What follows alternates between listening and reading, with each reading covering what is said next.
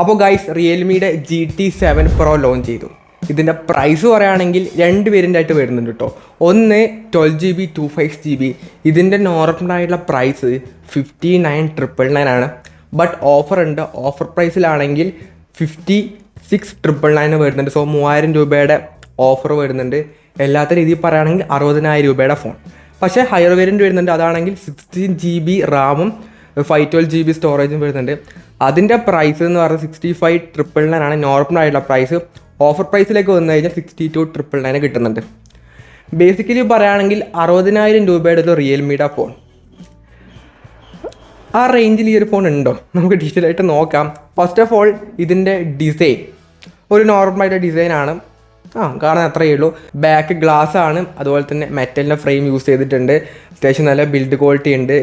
ബാക്കിലെ ഗ്ലാസ് ഏത് പ്രൊട്ടക്ഷൻ ആണെന്ന് എടുത്ത് പറയുന്നില്ല, നല്ല വലുതല്ലാത്തതുകൊണ്ടായിരിക്കും പറയാത്തത്. സോ പിന്നീട് 222 ഗ്രാം വെയ്റ്റും 8.5 mm തിക്നെസ്സും വരുന്നുണ്ട്. അത്യാവശ്യം ലൈറ്റ് വെയ്റ്റ് ആയിട്ടുള്ള ഫോണല്ല, അത്യാവശ്യം തിക്നെസ്സും വെയ്റ്റും ഒക്കെ ഉണ്ട്.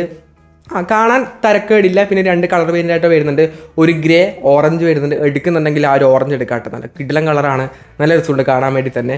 ഗ്രേ അത്ര രസമില്ല, അതിൻ്റെ പകരം ഒരു വൈറ്റ് ആണെങ്കിൽ പിന്നിങ് കൊള്ളായിരുന്നു. അപ്പോൾ ബിൽഡും ഡിസൈൻ്റെ കാര്യത്തിൽ ഓക്കെ ആണ്, നോ ഇഷ്യൂസ്. ബിൽഡ് ക്വാളിറ്റി ഏതാണെന്ന് പറയുന്നില്ല, ബാക്ക് ഗ്ലാസ് മാത്രമേ പറയുന്നുള്ളൂ, ഏത് പ്രൊട്ടക്ഷൻ എടുത്ത് പറയുന്നില്ല. സോ എന്നാലും കുഴപ്പമൊന്നുമില്ല. ഒരു ഓക്കെ ആയിട്ടുള്ള ഒരു ഡിസൈനും ബിൽഡും ഇതിന് വരുന്നുണ്ട്. ദെൻ ഡിസ്പ്ലേ 6.78 ഇഞ്ച് വരുന്ന 1.5K റെസൊല്യൂഷനുള്ളൊരു LTPO AMOLED ഡിസ്പ്ലേ വരുന്നുണ്ട്. 120 ഹെർട്സിൻ്റെ ഹൈ റിഫ്രഷ് റേറ്റും കൊടുത്തിട്ടുണ്ട്. 6500 നിറ്റ്സിൻ്റെ പീക്ക് ബ്രൈറ്റ്നസ്സും വരുന്നുണ്ട്. സോ അത്യാവശ്യം നല്ല ബ്രൈറ്റ് ആയിട്ട് ഡിസ്പ്ലേ ആണ്. അതുപോലെ തന്നെ ക്വാഡ് കൗഡ് ആയിട്ട് ഡിസ്പ്ലേ ആണ് കൊടുത്തിട്ടുള്ളത്.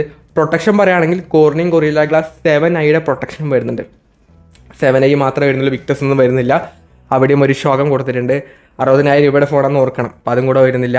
പിന്നീട് ഫിംഗർ പ്രിൻറ്റ് അൾട്രാസോണിക് ആയിട്ട് വന്നിട്ടുണ്ട്. സോ അത് കുറച്ചും കൂടി ബെറ്റർ ആണ്, കാരണം ഇതിൻ്റെ വേറെ അണ്ടർ വാട്ടർ സംഭവമൊക്കെ ഉണ്ട്. അതിന് ക്യാമറ സെക്ഷൻ എത്തുമ്പോൾ പറഞ്ഞുതരാം. അപ്പം അൾട്രാസോണിക് ഫിംഗർ പ്രിൻറ്റ് സ്കാനറൊക്കെ വരുന്നുണ്ട്. ഡിസ്പ്ലേ വൈസ് ആണെങ്കിൽ ഗുഡ്. ഈ ഒരു പ്രൈസ് റേഞ്ചിൽ one of the best display ഈ ഒരു ഫോണിന് വരുന്നുണ്ട്. ഡിസ്പ്ലേയുടെ ഭാഗത്ത് യാതൊന്നും പറയാനില്ല. ദെൻ ക്യാമറ, ഇത് മെയിൻലി ഒരു ക്യാമറ സെൻട്രിക് ആയിട്ടുള്ള ഫോണാണെന്ന് അവർ പറയുന്നില്ല. അതുകൊണ്ട് തന്നെ ഇതിൽ 15 MB പ്രൈമറി ക്യാമറ വരുന്നുണ്ട്. 15 MB ഒരു പെരിസ്കോപ്പിക് 3x ലെൻസ് വരുന്നുണ്ട്. പിന്നീട് ഒരു 8 MB അൾട്രാ വൈഡും റിയറിൽ കൊടുത്തിട്ടുണ്ട്. റിയർ ക്യാമറയിൽ 4K ആയിട്ട് 16 എപ്പിസോഡിലെ വീഡിയോസ് ഷൂട്ട് ചെയ്യാൻ വേണ്ടി പറ്റും. അതുപോലെ തന്നെ 8K ആയിട്ട് 24 എപ്പിസോഡിലെ വീഡിയോസും ഷൂട്ട് ചെയ്യാൻ വേണ്ടി പറ്റുന്നുണ്ട്. സെൽഫിയിലേക്ക് വന്നു കഴിഞ്ഞാൽ കഥ മാറി. 16 MB സെൽഫി ക്യാമറ ആണ് വരുന്നത്. അവിടെ 4K ഒന്നും സപ്പോർട്ട് കൊടുക്കുന്നില്ല 60,000 രൂപയുടെ ഫോണിൽ. ആകെ 1080p 16 എപ്പിസോഡിലെ വീഡിയോസ് മാത്രമേ ഫ്രണ്ടിൽ ഷൂട്ട് ചെയ്യാൻ വേണ്ടി പറ്റുള്ളൂ. വാട്ട് റിയൽമി, ഇത് വളരെ ശോകം. ഇത്രയും 60,000 രൂപയുടെ ഫോൺ ആയിട്ട് പോലും ഒരു 4K പോലും കൊടുക്കാൻ പറ്റുന്നില്ല എന്ന് പറഞ്ഞു കഴിഞ്ഞാൽ 20,000 രൂപയുടെ ഫോൺ ഉണ്ടല്ലോ 4K ഫ്രണ്ട് ക്യാമറ. ഇവിടെ 60,000 രൂപയുടെ ഫോണിൽ ഇല്ല എന്ന് പറഞ്ഞാൽ ഭയങ്കര ശോകം. നിങ്ങൾ ക്യാമറ സെൻട്രിക് ആയിട്ട് ഫോൺ ഇറക്കുന്നില്ലെങ്കിലും ഇതൊരു നോർമലായിട്ടുള്ള കാര്യമാണ് 4K വേണം എന്നുള്ളത്. അതുപോലും റിയൽമിയുടെ കൊടുക്കുന്നില്ല. സോ ക്യാമറ സെക്ഷൻ ഭയങ്കര ബോറടിയാണ്, ഒന്നും കൊള്ളത്തില്ല. ക്യാമറ റിവ്യൂസ് നോക്കുക, പക്ഷേ 4K ഇല്ല എന്നുള്ളത് മെയിൻ പോരായ്മ തന്നെയാണ്. പിന്നീട് അണ്ടർ വാട്ടർ മോഡൊക്കെ വരുന്നുണ്ട്.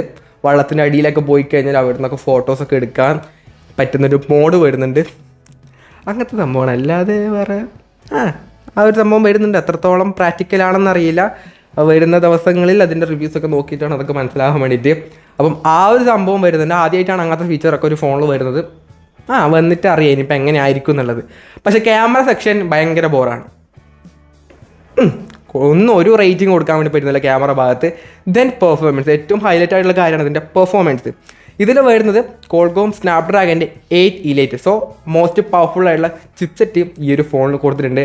ഏകദേശം 3 million ANTU സ്കോറൊക്കെ തന്നെ വരുന്നുണ്ട്.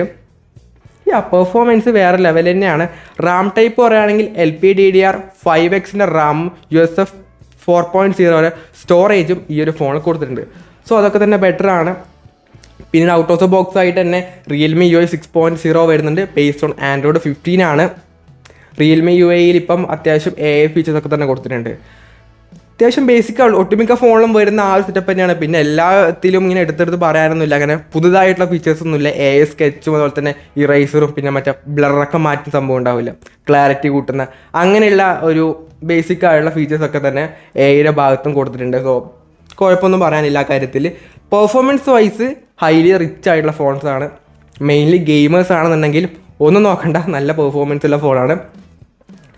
പിന്നീട് ബാറ്ററി 5500 mAh ബാറ്ററിയാണ് ഇവിടെ കൊടുത്തിട്ടുള്ളത്. ഫാസ്റ്റ് ചാർജർ 120 വാട്ട് വരുന്നുണ്ട്. വയർലെസ് ചാർജിങ് ഇല്ല, റിവേഴ്സ് വയർലെസ് ചാർജിങ് ഇല്ല, അങ്ങനത്തെ ഒരു ഫീച്ചറും വരുന്നില്ല. 60,000 രൂപയുടെ ഫോൺ. പിന്നീട് ബാക്കി NFC സപ്പോർട്ട് ചെയ്യുന്ന ഡ്യുവൽ സ്റ്റീരിയോ സ്പീക്കേഴ്സ് വരുന്നുണ്ട്. അതുപോലെ തന്നെ IR ബ്ലാസ്റ്റർ ഒക്കെ തന്നെ കൊടുത്തിട്ടുണ്ട്. അങ്ങനെയുള്ള ഒട്ടുമിക്ക ബേസിക് ആയിട്ടുള്ള ഫീച്ചേഴ്സൊക്കെ തന്നെ വരുന്നുണ്ട്. 60,000 രൂപയുടെ ഈ ഒരു ഫോണിൽ ആകെ പറയാനുള്ളത് മെയിൻലി പെർഫോമൻസ് ഉള്ള ചിപ്സെറ്റ് ഉണ്ട് എന്ന് മാത്രമേ ഇതിന് എനിക്ക് തോന്നുന്നുള്ളൂ ഏറ്റവും ഹൈലൈറ്റ് ആയിട്ട് പറയാനുള്ളത്. ബാക്കിയൊക്കെ ഒരു നോർമലാണ്. പിന്നെ നല്ല ഡിസ്പ്ലേ വരുന്നുണ്ട്. ബാക്കി ക്യാമറ ഒക്കെ തന്നെ അൾട്ടിമേറ്റ് ഷോക്കാണ്. പിന്നെ ബാറ്ററി ഫാസ്റ്റ് ചാർജിങ് ഒക്കെ ഓക്കെ ആണ്. ബാക്കി ഇതിൻ്റെ താഴത്തുള്ള പ്രൈസ് റേഞ്ചിലെ ഫോണിലും ഈ സെറ്റപ്പ് തന്നെയാണ് വരുന്നത്. സോ അതുകൊണ്ട് ഇത് ഭയങ്കര വലിയ സംഭവമായിട്ടൊന്നും പറയാനില്ല ബാറ്ററി അല്ലെങ്കിൽ ഫാസ്റ്റ് ചാർജർ എന്ന് പറയുന്നത്. നോർമൽ റിയൽമിയുടെ ഫോണിലൊക്കെ 120 വാട്ട് എന്നൊക്കെ പറഞ്ഞത് ഉള്ള കാര്യം തന്നെയാണ്. അപ്പോൾ അതുകൊണ്ട് അതിലേക്ക് വലുതായിട്ട് വാവെന്നൊന്നും പറയാനില്ല, നോർമലായിട്ടുള്ള കാര്യമാണ്. ബട്ട് പെർഫോമൻസ് മാത്രം ഈ ഒരു ഫോണിൽ വരുന്നുണ്ട്. ഒരു ഓവറോൾ ഒരു ബെസ്റ്റ് വാല്യൂ ഫോർ മണി ഫോണാണെന്ന് ഞാൻ പറയുന്നില്ല. കാരണം ഇതിൻ്റെ ഒരു ക്യാമറയൊന്നും വരുന്നില്ല, നല്ല ക്യാമറ വരുന്നില്ല.